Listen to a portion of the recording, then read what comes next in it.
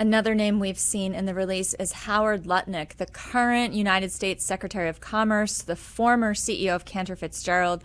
I checked his real-time net worth, according to Forbes, is $3.3 billion as of about 45 minutes ago. But what is important to know about Howard Lutnick and his appearance in the Epstein Files, John? Well, there's no evidence that, Lutnick participated in any of Epstein's criminal activities. I think the extraordinary thing about Lutnick is that just within the last year or so, he gave an interview in which he fastidiously denied any sort of connection to Epstein and that he was totally creeped out by Epstein, that, he would never go and hang out with Epstein. And what the recent files release shows is that actually he did have a relationship with Epstein, and he and his wife and his children even spent time on Epstein's island in the U.S. Virgin Islands, which, is a sort of startling thing to learn about somebody who just months earlier was saying that they were completely creeped out by Epstein and had no affiliation with Epstein.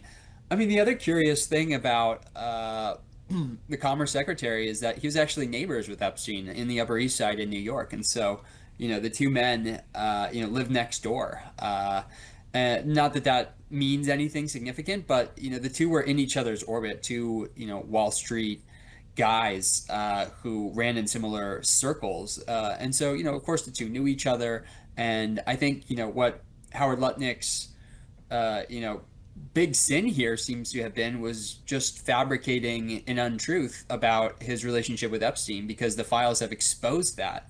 And now he's having to account for that. And the public is taking him to task for it, and rightly so.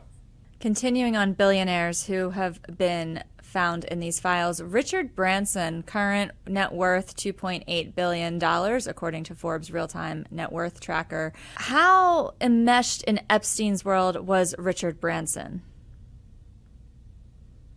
It's not clear that they were super close, but it does seem that the two did have a friendship and a relationship. Uh, Branson sort of infamously said in an email to Epstein after the two had seen each other that he would love to see Epstein again as long as you bring your harem.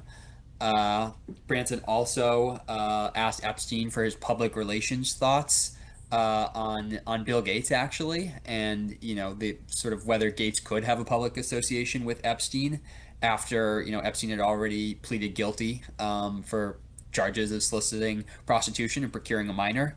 And to quote Branson here, he said, "I think if Bill Gates was willing to say that you've been a brilliant advisor to him, that you slipped up many years ago by sleeping with a 17-and-a-half-year-old woman and were punished for it, that you've more than learnt your lesson and have done nothing that's against the law since. And yes, as a single man, you seem to have a penchant for women."